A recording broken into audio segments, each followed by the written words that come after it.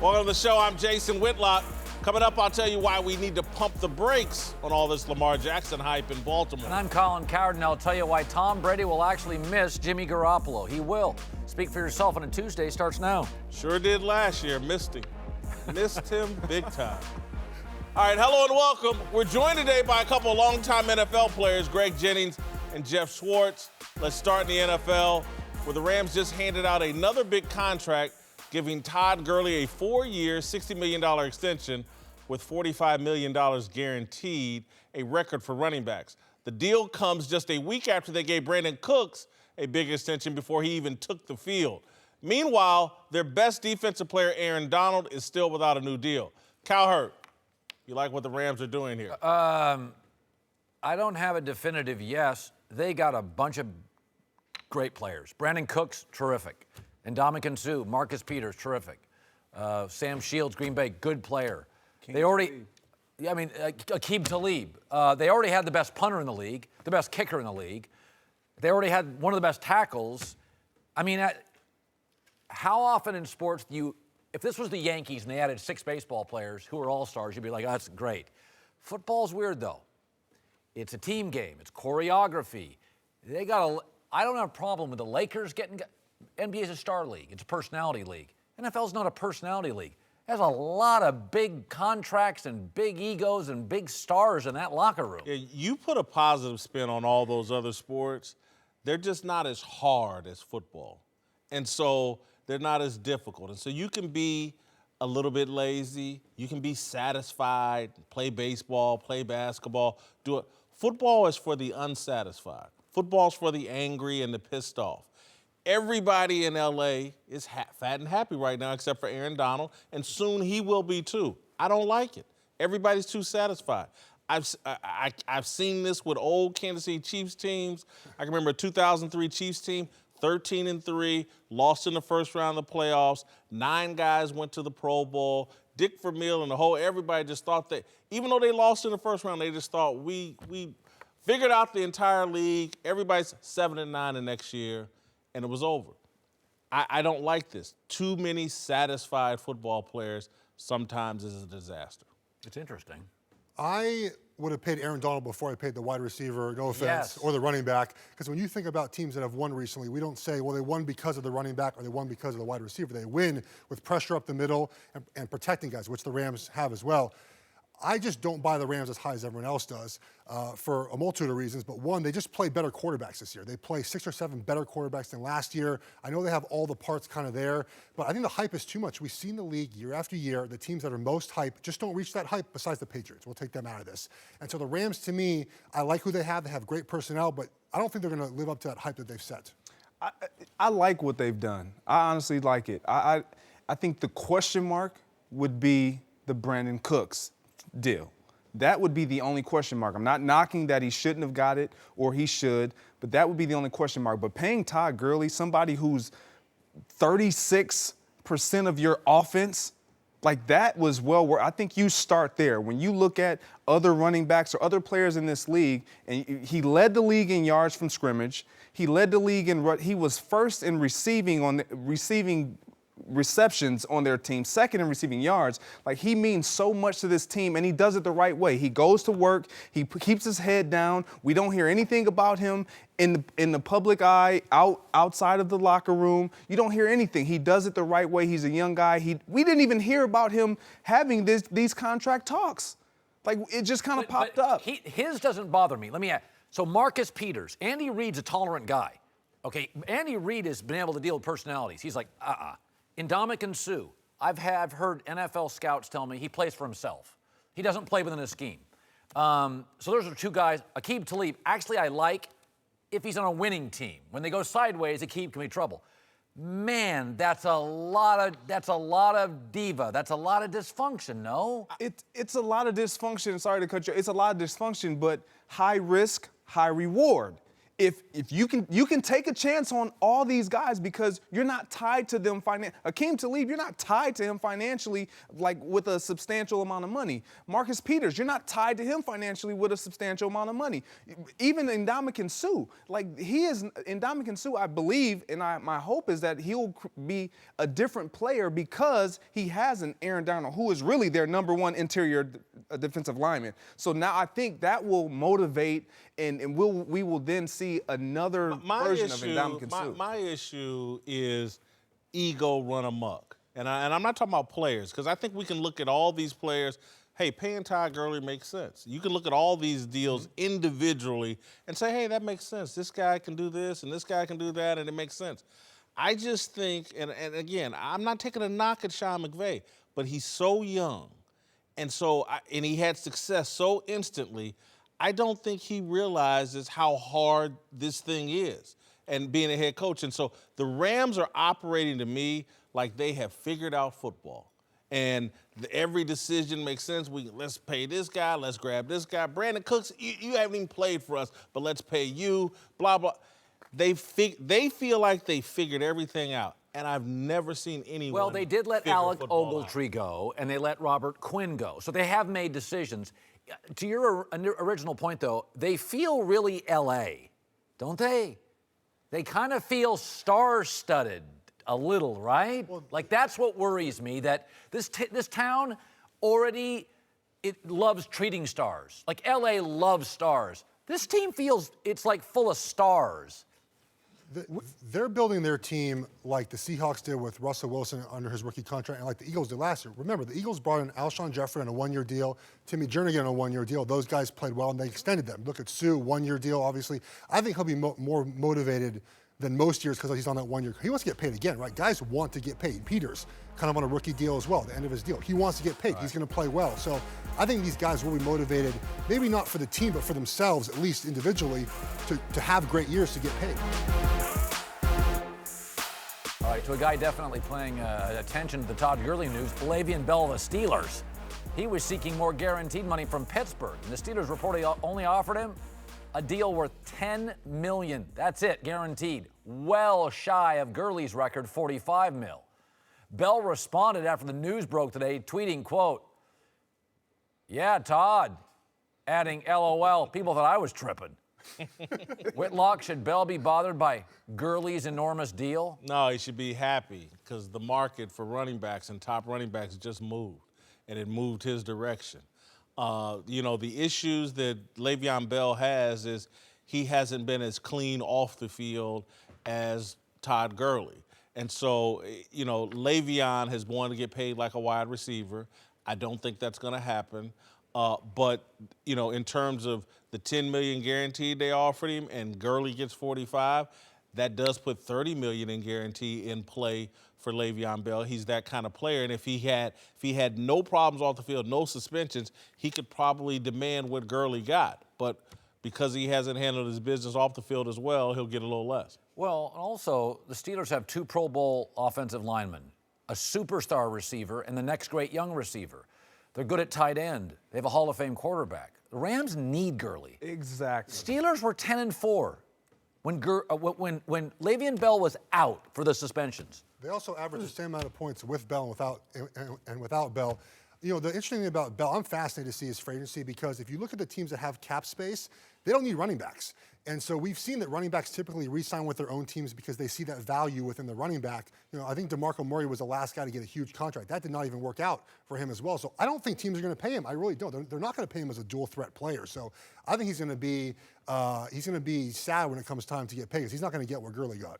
Yeah, I agree with that, but I agree with you, Colin. And I do think Le'Veon Bell should be bothered. To your point, yes, be excited for Todd Gurley because he raised the bar, but he should be bothered because, to your point, teams value their running back. A lot of other teams don't really value the running back position because they feel like there are a plethora of guys that can get this done by committee, let alone by. And then when you look at Le'Veon Bell, he's not their number one guy, even offensively. The glue starts with Ben, then the big playmaker in Antonio Brown, then you look at Le'Veon Bell. With the Rams, it starts with Todd Gurley. Oh, yeah.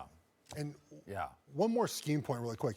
His style is so different that he's got to play with that big offensive line. If he goes somewhere and they force him to be like a zone running back where he's got a one cut and go now, he will not succeed. So that's, I think, something that teams will look at as far as grading his film and deciding if he fits into their scheme or not. Listen, the Rooney family historically is very loyal with coaches, and they tend to pay their quarterbacks.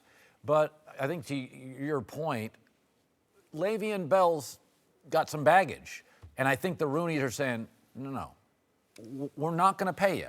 And we are one of the first families of this league. And if you can't stay clean and you disrespect us publicly like that, we're going to disrespect you publicly. I mean, when you look at Le'Veon Bell's offer, $10 million guaranteed. I mean, that's less than a third of what Gurley got guaranteed. Look, I get it though from the Steelers' perspective. If his record were clean, if he had no suspensions, I think they would pay him. I just think it comes down. The guy's been in trouble twice, and he hasn't carried it the proper way to get the maximum amount of money. And so I think this is a good day for Le'Veon Bell. The market moved. The Steelers will not bend, though. They're not going to give him Todd Gurley money, and perhaps no team was for the suspensions and for the reasons Jeff's talking about. What system does he fit in with his running style? It's not a running style that you can just play anywhere. So Le'Veon Bell should feel good, but he ain't getting Todd Gurley money, and I don't blame the Steelers for not giving it to him. Welcome back, Greg Jennings, Jeff Schwartz here. Let's move to Jimmy Garoppolo, whose love life isn't the only thing raising eyebrows. Jimmy G saying in a new interview that he thought he was better than Tom Brady when he joined the Patriots, adding their competition was so intense there were times they wanted to kill each other. Brady helped force Jimmy G out of New England. Whitlock, you think Brady's play will actually suffer without Garoppolo pushing him? Because I do. I know. I saw you on radio today pushing this narrative, and I was like, you know, he left last year and Tom was MVP. He wasn't there all year and Tom was MVP. You know that before Garoppolo, Tom Brady was a mega superstar. 2007, he hasn't had a good backup quarterback. Matt Castle, I don't think was much of a threat. He couldn't even play at USC. And so I just don't, if Brady falls off a cliff or backs up, it'll just be because of Father Tom, not because of Jimmy Brady's G. whole career, he's never been the biggest, the fastest, the best arm. He's played with a chip on his shoulder because he's always been threatened, chasing, or seeking something. He seeked Belichick's approval. He was threatened by Peyton Manning. He was chasing Joe Montana. Garoppolo was a threat. The 2 times Garoppolo played after that awful Monday Night Football Kansas City loss, Garoppolo came in. Next 4 weeks, Brady was 12 touchdowns, no picks, best month of his career. Deflategate, Garoppolo plays. Brady's next 4 games, 14 TDs, no picks, 134 quarterback rating. The 2 best months of his career, because Garoppolo was a threat. So was Peyton Manning. Bill Belichick, he no longer needs his approval. Peyton's out. Big Ben's never been a threat to his legacy. All summer long, he's on vacation. Age is a threat, Colin. Yes. Age Garoppolo Father pushed. Time's a threat. Garoppolo pushed. Brady's always needed to seek, be threatened, chasing. Matt Castle didn't push him. And Yeah, I but he can was remember still the names of some of these other He was still seeking Hoyer. Belichick's approval. Now he doesn't even need to seek that. He owns the room. Kraft's giving him the franchise. I'm not saying he's going to drop off a cliff, but you don't think Garoppolo pushed him? He told the owner, get him out of town.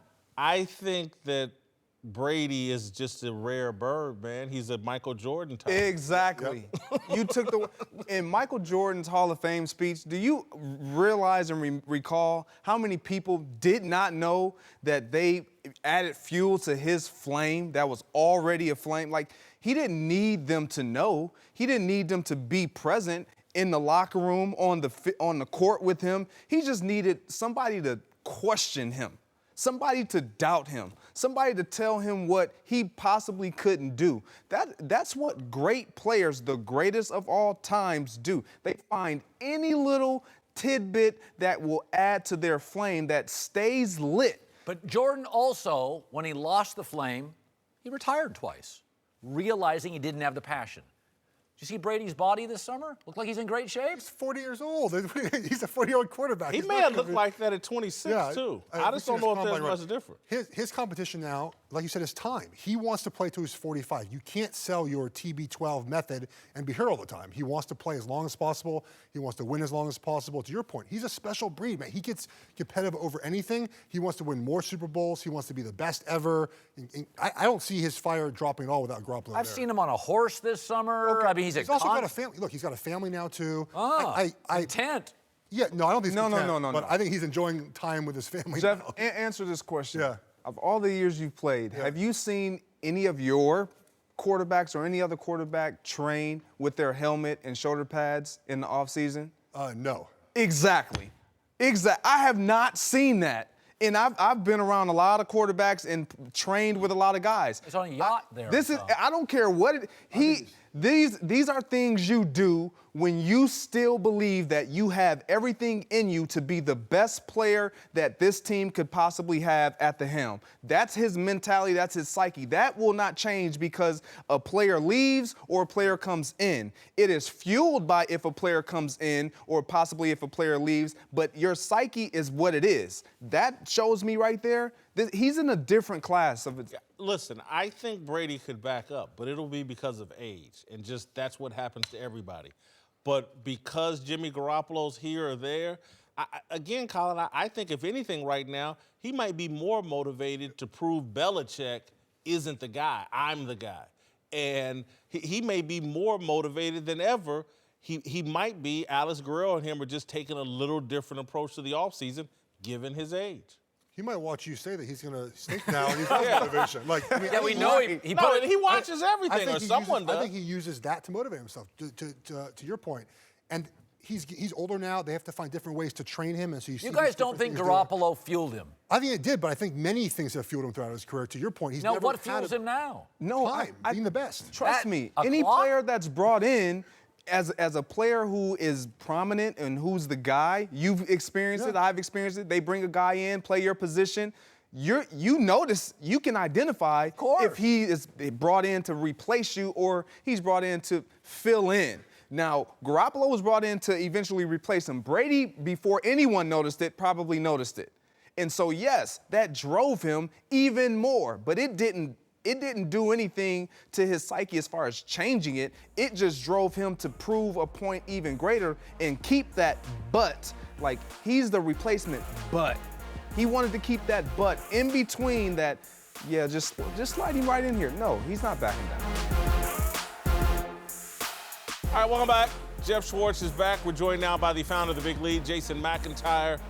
Let's move to college football, where we've gotten used to seeing a lot of offseason antics out of Jim Harbaugh in recent years. But after another disappointing season in Ann Arbor, we've seen a quieter Jim Harbaugh this summer, including at yesterday's Big Ten Media Day, where he faced some tough questions. Came into Ann Arbor with perhaps the most hype of any coach in the history of the Big Ten, maybe in all of college football. A few years later, you've got a third place, and fourth place finish, and you're 1-5 against Michigan State and Ohio State. What do you have to do this year to demonstrate to the Michigan community that you are on the path to achieving what they hired you to achieve? Well, the improvement will lead to success, will lead to championships. All right, Cowherd, you think Harbaugh has been humbled by his time in Michigan? No, I think he thinks he's the best coach in college football. He won in the NFL. He got to a Super Bowl in the NFL. Nick Saban whiffed. Jimbo Fisher can't coach in the NFL. David Shaw, was he a star in the NFL? Was Chris Peterson? He's the only coach in college football goes, no, I wanted the NFL. What did he win? He got to a Super Bowl. He won division. He got to a Super Bowl. No, he wasn't a disaster. Got 8 or 9 national championships. Spurrier. Get out of here. Spurrier disaster in the NFL. Harbaugh won a national title. I mean, Spurrier won a national title. And was a failure in the NFL. That's fine. That's fine. These guys coach to win titles, not get there to win them. And so Harbaugh, the fact that he had to sit and listen to that line of questioning, and the fact that he took it without any snark coming back lets you know the dude has changed. He's been put in his place. Oh, the no. guy's a talented coach. But that's how he should have been treated from day one, rather than everybody falling at his feet. And, oh, my God, you're the greatest You thing. think he doesn't think he's the best coach? I don't care what he thinks. I know what's been proven. Urban Meyer's better than him in the Big Ten. Nick Saban, far better than him in college football. That's what's been proven. And so he has an opportunity. Dabo Swinney better than him in college took football. 4 years and didn't take over a shipwreck like Michigan was. Michigan had great recruits. It's a They Brady hook shot. underachieved. No. They had great recruits. They underachieved. There was talent there. Other coaches would have other college. He's been a failure so far at Michigan. No. Do I think he's a talented guy and has a great? failure? He's got Shea Patterson this year, and they should be 10 outstanding. wins, 10 wins is failure? Third, The and Big fourth. Ten- Based off of expectations, Big Colin. Ten football is in a renaissance. That network has made He them. was supposed to be the leader of it. Well, and I he's mean, not. by the way, they're favored in magazines this year with Ohio State. I want to see the proof, Colin. I've been liking Michigan for a long time and following the program for a long time. He has not lived up to expectations, and that's why that reporter stood up representing the fan base in Michigan and asked him what everybody wanted to hear. That reporter said, you haven't lived up to the hype. Harbaugh doesn't control hype. Media controls hype. Harbaugh was hyping himself. No, he was Harbaugh's- controlling the hype. He's quirky and goes to Italy and does wrestling stunts because Sleeps at recruits' houses and Climbs trees. Climbs, It's smart. yeah. Drinks the milk in the Hey, living Whitlock, room. you're a big gambler, right? Yeah. This looks like, to me, when Jim Harbaugh's talking to the media here, a guy who knows he's got a great hand. He has a great quarterback. For the first time, a pro prospect at quarterback. Returns 14 starters from a pretty good team last year. He only returned 6 last year. They were 8-5. He had to juggle 3 quarterbacks last year. Jim Harbaugh knows, I got a good hand. You know what? I'm not going to gas him up. I'm going to slow play everybody here. I'm going to downplay things. I hope you're They right. are going to crush things in the Big Ten this year. Now, the schedule's brutal. At Ohio State. That's a coach that's been humbled? At you Michigan kidding? State. I mean, At can you Notre believe Dame. it? He's eating pizza. Well, look at that. That's the most That- arrogant thing in the world you could do. Is eat That's pizza. humbled? You think that's a humbled guy? That's all Those recruiting. are all last year, Colin. All coaches, by the way, have egos. Every coach thinks they're the best coach of all time. I don't think he's been humbled as far as thinking he's the best, but I think he's learned, look, we can't have these great expectations. It's my 4th year. This is my year. I have my entire recruiting class now for the last 4 years in place. My defense has been great. My offense, it's my job. I'm the offense coordinator. I need to make the offense better. You mentioned Shea Patterson. Finally has a quarterback in place. The conference is really good. I just don't see them beating Ohio State this year. Penn State has really come up. Look, Penn State came from sanctions to where they are now. Harbaugh had talent and still can't win in the Big Ten, so there's a lot of pressure on him. Jeff, you've made my point. I'm glad you mentioned Wait, Penn can't State. win, Jeff. No, Can't win. Well, hold for a He's second. third, and fourth. He's supposed to. Michigan brought him into a national championships. End of story. Yeah, but that's why they brought him Michigan's. in. That's Michigan. Washington no. bought Chris Peterson and won national titles. He made the Geographically, playoff they're already. not going to. Probably not, but he made a playoff in Washington with a team that was 4-8 the year before. James Franklin has done what Jim Harbaugh was supposed to do. James Franklin has outperformed Jim Harbaugh so far.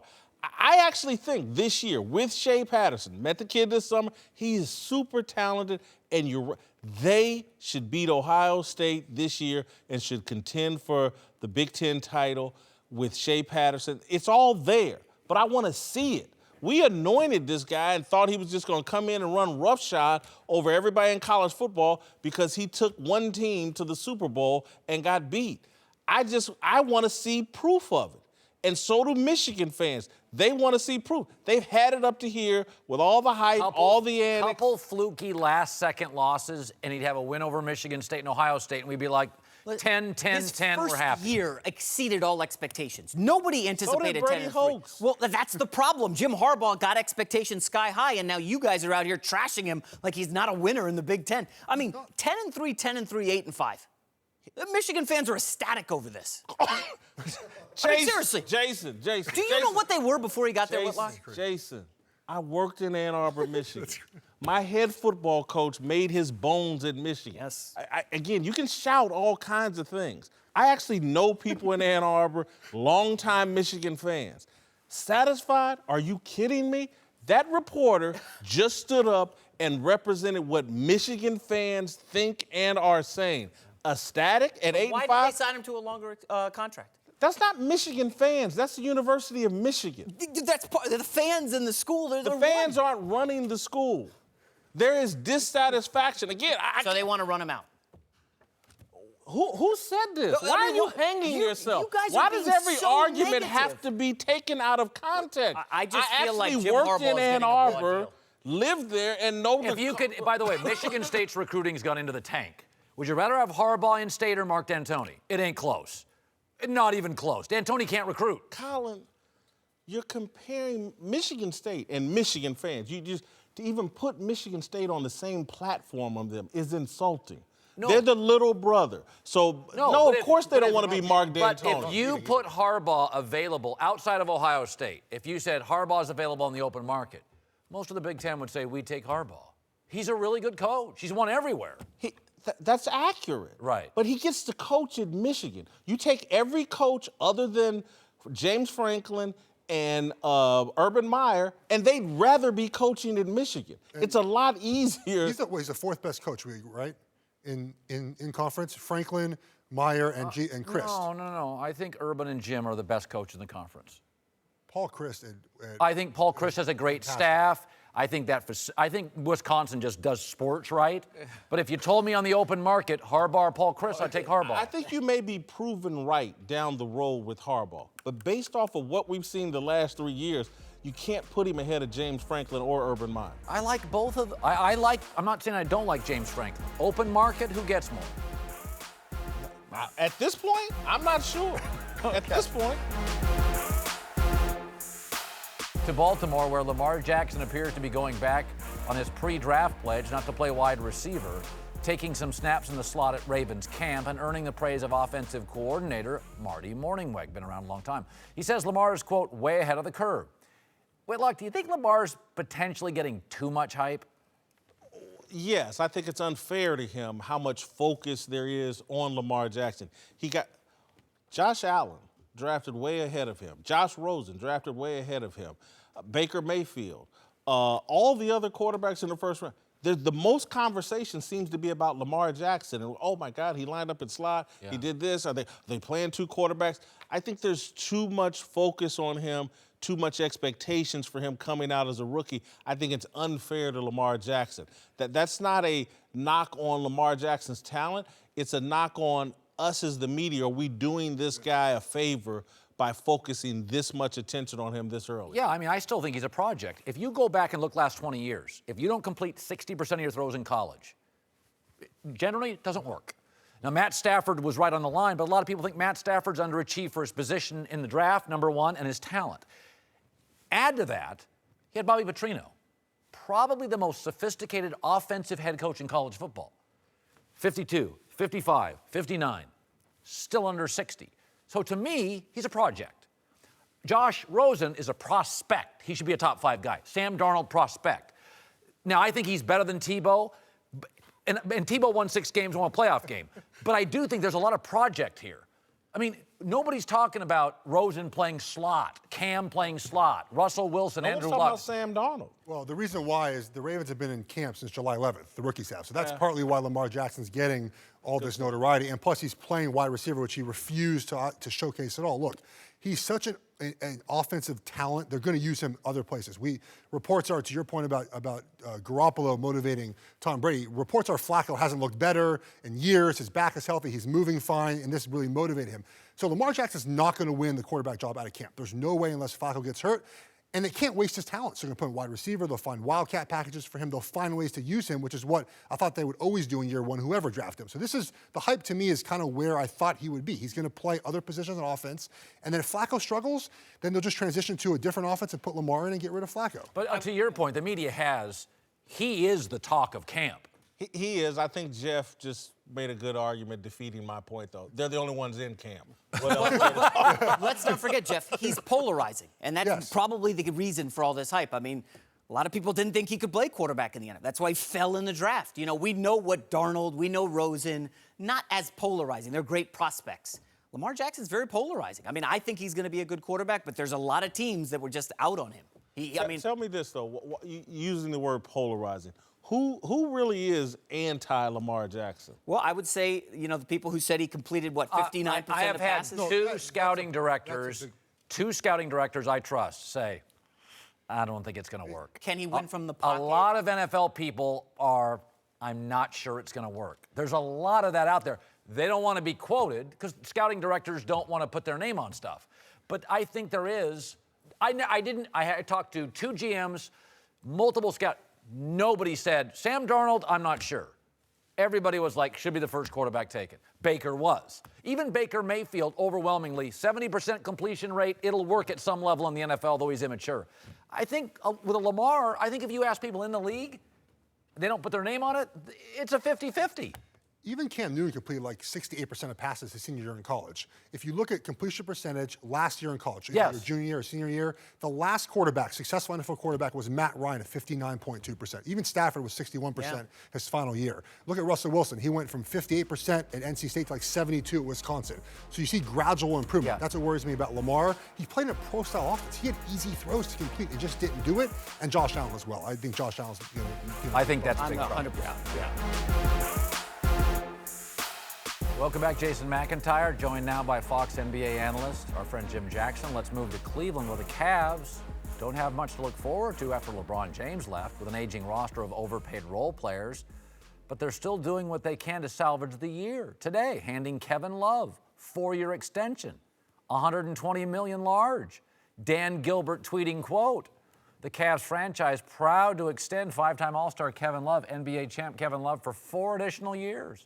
K.Love has been nothing but class since he arrived in 2014. We look forward to this leadership and the exciting years ahead. We grind every day just like Cleveland. Whitlock, smart move there?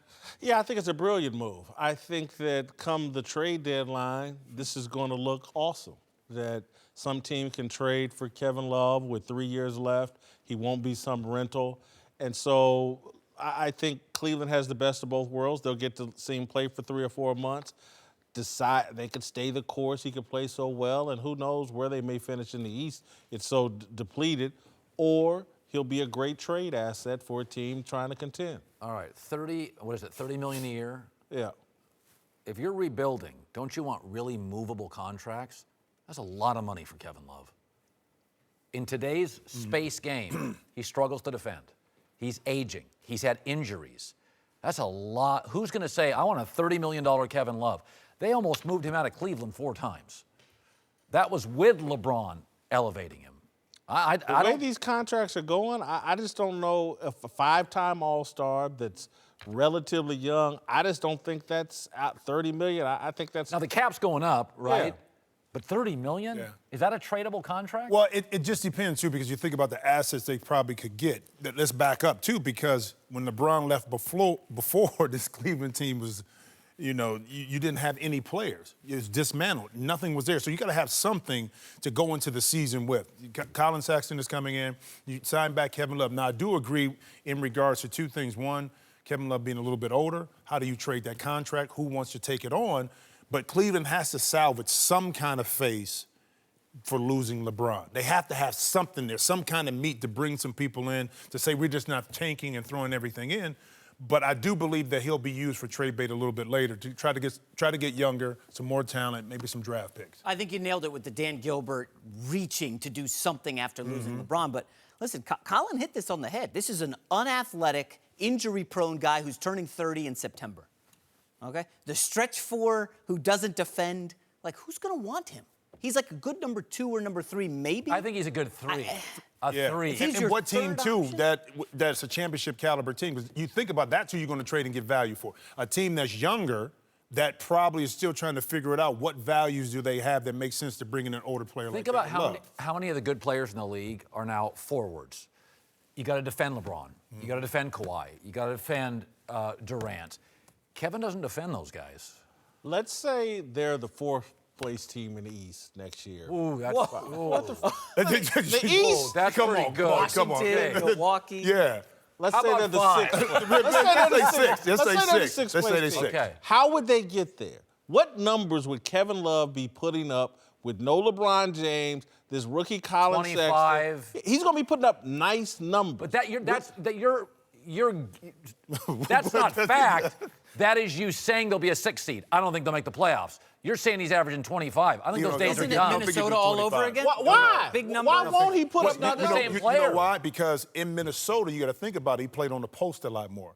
Kevin Love got a lot of touches inside. He was the main factor. He's gone away from that. Keep in mind, when can't go back? No, here's the thing. When you've gone away from that for so long, like Chris Bosh, you get uncomfortable in that position because you haven't been down there. Think about when they post him up. He has to think about his move, not to say that he can't be effective, but he won't be the Kevin Love that we saw in Minnesota. It's not a back-to-the-basket league anymore. Like, he's a shooter. And he needs somebody to create for him right now. And he's also been injured the last couple of years. I just think he's going to put up numbers, and people come February and man, look at those numbers Kevin Love put up, and at that price, it won't seem ridiculous to trade for him at the deadline and think I'm going to make a run. I think they put themselves in a good position. All right, to Kawhi Leonard, whose time in San Antonio may be over, but the drama over his split with the team may not be, with Spurs legend David Robinson saying he actually tried to help smooth things over with Kawhi, but the notoriously quiet star wasn't really interested. He's a hard guy. I mean, he's just quiet. He doesn't, I've reached out to him several times and just never hear anything back from him. I think the whole time he's been here, I've talked to him maybe a handful of times, and I can count on one hand how many words he's really said to me. So he's just a quiet guy, and I think that's made it difficult, I think, for all parties to really understand each other in this process. It's one of the oddest situations I think I've seen since I've been in pro basketball. He's a hard guy to understand. He's a hard guy to read. David Robinson on Kawhi Leonard, you hear that. Is that a red flag for you as him a potential face of a franchise? No. I mean, listen, if I'm Toronto, not every movie has to be a franchise. I can just make one great movie. We're going to just have one great year. We upgraded. He's better than DeMar. Let's go have a great year. And then if you don't want to stay, we're sitting there thinking 50-50. If he stays, boy, look at Toronto's history. He'd be the best player they ever had, wouldn't he? If you're the Clippers, would you not? Would you Oh, be no, that's a great concerned? question. The Clippers, what's their history? You take Kawhi Leonard. If you're the Celtics, maybe, with all their pieces. Right. If you have Ben Simmons at Embiid, I'm not sure. But you're mentioning Toronto and the Clippers, the Dallas Mavericks. I would take him in a heartbeat. But here's the thing, too. With Kawhi, we always talked about it internally. They loved Kawhi because he was quiet. He went about his business. He was professional. He didn't create any waves. Now, when you can't communicate with him to keep him to stay because he's upset, now it's hard to deal with him from that side. But He's a mystery. But you loved when he was a mystery That's before. funny. But now, because funny. he won't communicate with you The the way you would. mystery's been unwrapped now. The dude is a little odd. No, but he was unhappy. He was unhappy with what happened with the doctors. But if you're Toronto, you have to do each and everything you can do to try to persuade Kawhi that he's the man and he needs to come back after 1 year. He may be a lot more like guys in the 70s, 80s, and 90s who didn't want to be Instagram stars. Just he may quiet. seem odd because he's just normal. He doesn't want to go to clubs No, every night. I don't know, but you What? can't have a conversation with David Robinson. Well, no, listen, what entails becoming the face of the franchise? You got to give a lot of interviews, right? Yeah. You got to be on social media. As much as we bash social media, you got to be on there. And you got to be like that personality in the locker room. Yeah. This isn't Kawhi Leonard, but I got to agree with these guys. I don't think it matters. You got a star who's going to put up 25 and 5 and Plays play both great ends. defense. Yeah. Like, You're gonna I don't take care if he that doesn't chance, talk right? to anybody. Listen, there's Just get not. him out I mean, you get past the 7th pick in the NBA draft, you start running out of players. There's not a lot of Kawhi Leonards on the market. I get it. The only thing where I'm a little bit worried about is he got to play in Pop's system. Right. Where I think it fit his personality, and they put a system together that exploited his skills. Wherever he goes from here on out, unless it's Brad Stevens, he's not going to be playing for as good a coach as Greg Popovich. And so when you take that system away and you add the quirkiness and his lack of communication, that's, to me, a potential issue. Because, and so Pop figured out, hey, here, we know how to use him, we're going to put him, blah, blah. It wasn't because they sat down and talked it out. It's just like, Pop's a genius. He works that way in basketball. I just don't know if Kawhi, you just move him and set him in any city and think it's just going to work. But I'll say this. Let me defend him. Charles Barkley was a riot from day one. Hated to practice. Didn't play a ton of defense. I love Charles. We do because he gives us content. But Charles is an outlier. Most athletes would rather not do a ton of interviews. I mean, most athletes aren't Steve Nash. They want to get into documentaries and they want to. No. But my point is about communicating with the coach. Again, I think Pop was able to pull something off without a lot of communication with Kawhi because Pop's just that smart and that good. I think most coaches actually need to communicate with their athletes in order to figure it out. I believe that too, and I think Kawhi's situation was so great because expectations were low coming out of college. He played with Duncan, Ginobili, and Parker, so he was able to learn. They were able to bring him along slowly. To your point, what's the next system going to look like that's really going to make him comfortable and look good? We don't know if he's a freestyle player that can go out and really go get his points and carry a team. We don't know that yet. So it's going to be very interesting in Toronto, one, how you surround Kawhi, but what position you put him in for his skill set, because I still think the best two-way player in the league, but is he the kind of guy that's going to get me 55, 60 wins in the playoff series, be able to go 7-game series and get me those key wins that we need on the road? Just don't know yet. Rookie head coach? Exactly. And a bunch of players that won't be nearly as experienced as Parker, Ginobili, and all that, and he doesn't communicate. This could be very interesting.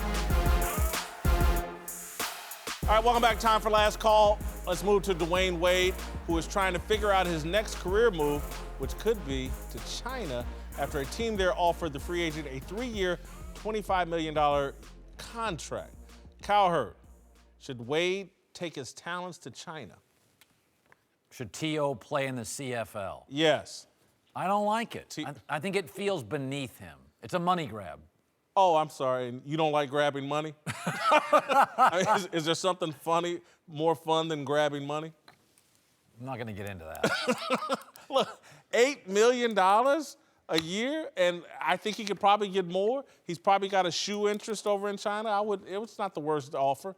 All right, to the NFL, where reportedly the usually solid Julio Jones will hold out from training camp until he gets a new deal he wants, while erratic Odell Beckham Jr. is planning to show up at training camp despite not getting a new deal. Cowherd, I can't believe I'm asking this.